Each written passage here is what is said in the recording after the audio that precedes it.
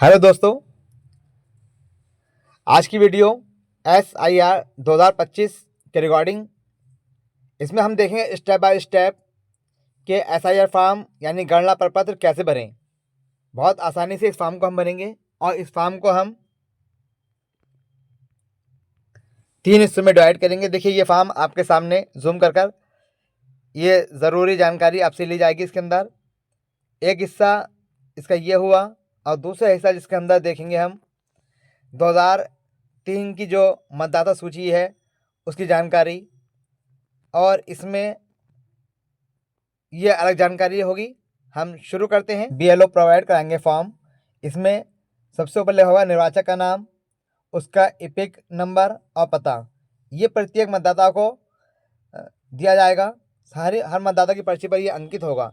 इसके बाद इसके अगले कॉलम में क्रम संख्या, भाग संख्या एवं नाम, विधानसभा या संसदीय क्षेत्र या निर्वाचन क्षेत्र का नाम और हमारे प्रदेश उत्तर प्रदेश का नाम इस पर अंकित होगा।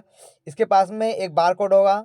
बार कोड के पास में एक फ़ोटो आपका बना हुआ होगा और उसके पास में एक देखना वर्तमान फ़ोटो चिपका है। यहाँ पर प्रत्येक मतदाता को अपना नवीनतम पासपोर्ट साइज़ का फ़ोटो चिपकाना है। एक बात विशेष ध्यान रखने की ये है कि आप जो फ़ोटो बनाएंगे वो फ़ोटो आपकी बैकग्राउंड वाइट होनी चाहिए, सफ़ेद होनी चाहिए। ऐसा देखते हैं इसमें क्या भरा जाएगा।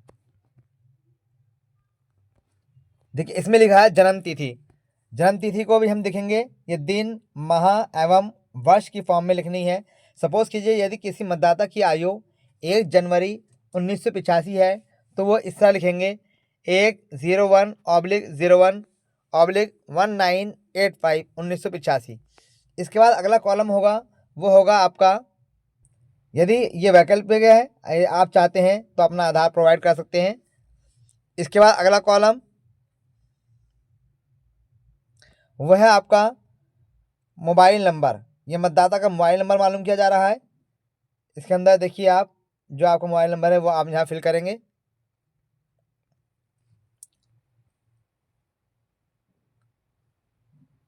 ये पूछा जा रहा है पिता अथवा अभिभावक का नाम।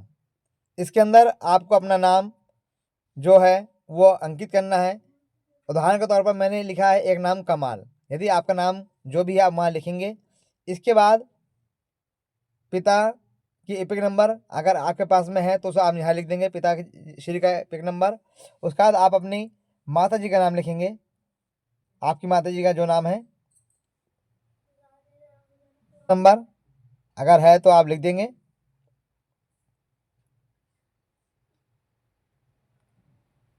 पूरा हो जाएगा। इसमें आपको अपनी जन्म तिथि, आधार संख्या, मोबाइल नंबर, पिता का नाम, अभिभावक के IP ये इपिक नंबर, माता जी का नाम, माता जी की इपिक नंबर, इसी तरह पत्नी का नाम और इनका इपिक नंबर यहाँ आपको उपलब्ध कराना होगा। उसमें जो आपका नाम जिस तरह से अंकित है उसी तरह से आपको नाम अपना लिखना होगा। उदाहरण के तौर पर यदि किसी व्यक्ति का नाम कमाल है और उसमें कमला लिखा है तो आपको वो कमला ही अंकित करना होगा। इसके बाद इनकी इपिक नंबर यानी मतदाता पहचान पत्र संख्या। इसके बाद संबंधी का नाम यानी पिताजी का नाम, जो पिताजी का नाम है वहाँ अंकित करेंगे। इसके बाद उनका संबंध जो होगा तो यहाँ लिखेंगे हम पिताजी, यानी कि हमारे संबंध है वो पिता है वो हमारे। इसके बाद ज़िला मैंने अमरोहा ज़िले का लिखा है। आपका जो भी ज़िला होगा, आप जिस ज़िले से बिलोंग करते हैं वहाँ का नाम लिखेंगे। इसके बाद हमारे प्रदेश का नाम आ जाएगा उत्तर प्रदेश। इसके बाद साथियों एक जो इम्पोर्टेंट चीज़ आएगी वो ये होगी कि विधानसभा निर्वाचन क्षेत्र का नाम। मैं जहाँ रहता हूँ उसका नाम है अमरोहा। नीचे एक कॉलम होगा विधानसभा निर्वाचन क्षेत्र की संख्या। ये हमारी संख्या होती है यहाँ की 9 अमरोहा इधर लिख दी गई है। इसका उदाहरण के लिए यदि भाग संख्या आपकी जो भी है वो लिखेंगे। मैंने सपोज ये भाग संख्या 1 लिख दिया है। इसके बाद क्रम संख्या, जिस क्रम संख्या पर आपका नाम अंकित है वो क्रम संख्या हम लिखेंगे। अब आगे चलते हैं। इसके बाद हम इसका तीसरा हिस्सा फिल करेंगे। ये बहुत ही इम्पोर्टेंट है।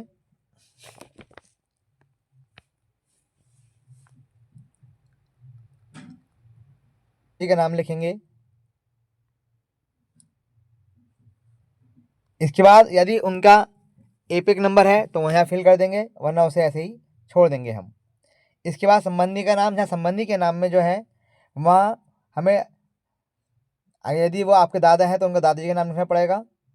इसके बाद उनसे संबंध क्या होगा, यानी कि जो आपने नाम लिखा है ये इनसे आपका क्या संबंध है, तो ये आपके पिता हैं, यहाँ पे लिखेंगे आप पिता।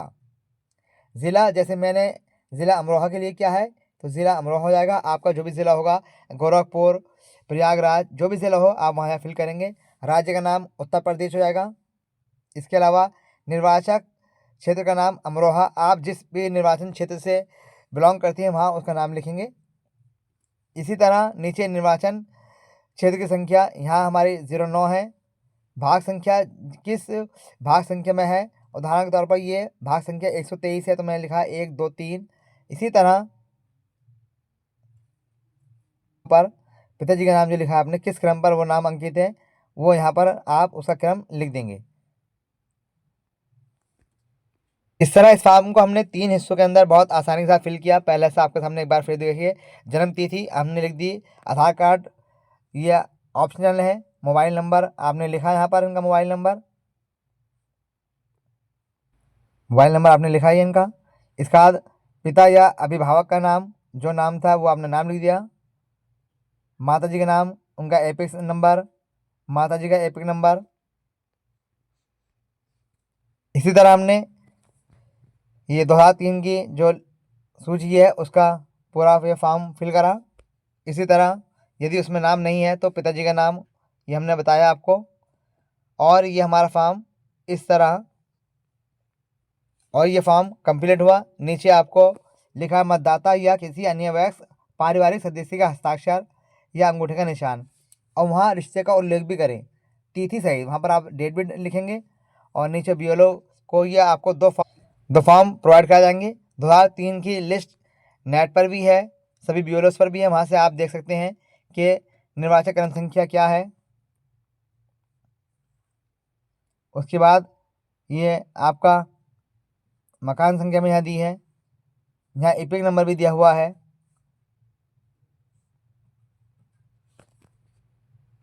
तो साथियों, मुझे उम्मीद है आप बहुत आसानी के साथ आप इस फॉर्म को फिल कर सकते हैं। यदि किसी प्रकार की कोई दिक्कत होती है तो आप प्लीज़ कमेंट बॉक्स में ज़रूर लिखिएगा।